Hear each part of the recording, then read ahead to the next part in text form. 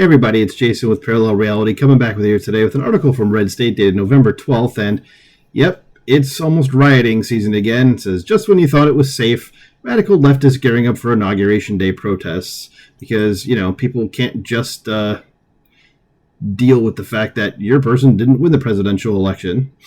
If you ever want to know, and really quick, if you ever want to know who the villains are, you notice when a Democrat wins, there's no protests, but when a Republican wins, there's people destroying things. Well, it's those people that are destroying things are the villains. But anyway, let's get into this.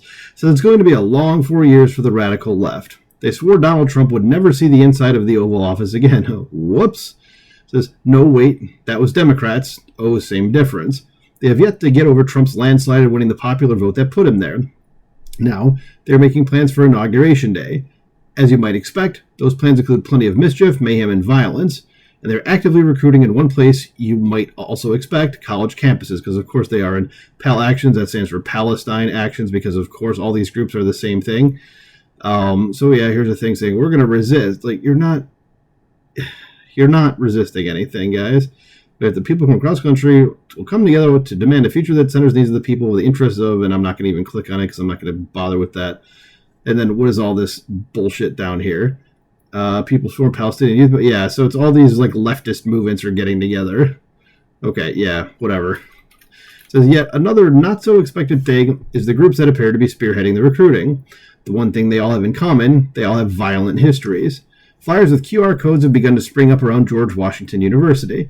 I would love to think what that man thinks about what's happening in this country with these idiots today. Says when you scan the code, you are directed to several links, including the People's Medic Collective, or PMC, DMV Students for Justice in Palestine, and the SJP, which is an actual terrorist-aligned group, and the Socialist Action Initiative, or SAI, and you could probably guess that they're not good guys because of, the word socialist in there. So several flyers scream out at the radar with headings like, what now? Another reads, fight fascism, start today. If they only knew what fascism actually meant, which is nothing like what they're actually fighting. A third flyer reads, turn your anger into action. I say, probably not a good idea. And this time, I hope Trump actually goes after all these people. And with the people that he's putting in his cabinet, it's probably a pretty good chance that's going to happen. And I hope it does, if they do anything. So the brief history of these groups reads like a who's who of radical leftist organizations. The PMC recruits healthcare professionals to provide medical care to protesters when they engage in violent protests with police. And those people should be arrested as well. Because again, you're assisting in a riot or something. So they're quite proud of having assisted dozens of protesters during an Arrest Netanyahu protest back in July. During that protest, there were violent clashes with law enforcement, vandalism of statues, and burning of American flags. DMV SJP is no stranger to George Washington University's campus. They organized a pro-Palestinian encampment in April, and in May, over 30 students were arrested when they failed to disperse the camp. 4 were arrested on charges of assaulting police officers.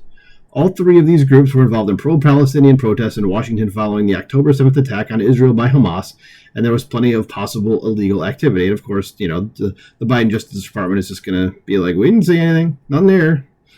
But make no mistake, these are not just groups of ragtag college students who have been indoctrinated by left-wing professors to hate Donald Trump, Republicans, and conservatives. There are some highly organized groups behind them. Familiar names like the American Civil Liberties Union, or, the ACLU, Planned Parenthood, the Women's March, and the National Women's Law Center, just to name a few.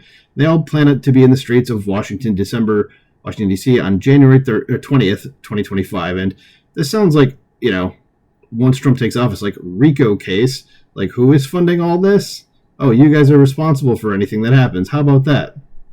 It says, okay, yeah, so here's someone just saying, heads up on that day. In 2016, Donald Trump's election took many of these left-wing groups by surprise. That surprise quickly turned to anger and rage as extremely violent groups like Antifa took to the streets. But 2024 is a whole lot different than 2016. In 2024, Trump not only won a landslide electoral victory, but he also won the popular vote overwhelmingly.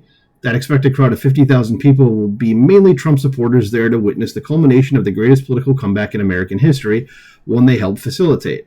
Is there really a chance they're going to let some leftist snowflakes ruin the party? I'm going to go ahead and say probably not. It says the resistance, in scare quotes, is not just limited to college students indoctrinated to be angry at Trump's election.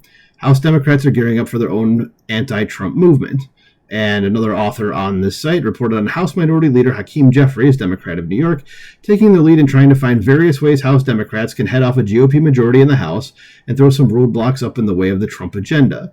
But Republicans taking control of the Senate will make it all that much harder for them to mount any kind of resistance.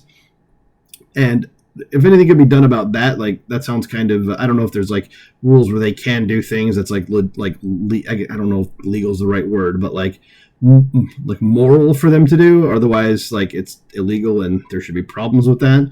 As law enforcement will no doubt be ready for Inauguration Day 2025, but I'm confused.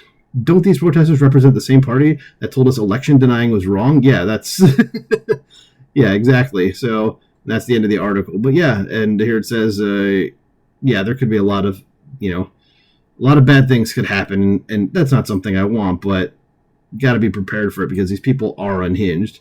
Anyway, do you think something's going to happen at the inauguration? I certainly hope not. In any case, let me know what you think about that in the comments below. Like, share, subscribe, and I'll talk to you soon. Bye.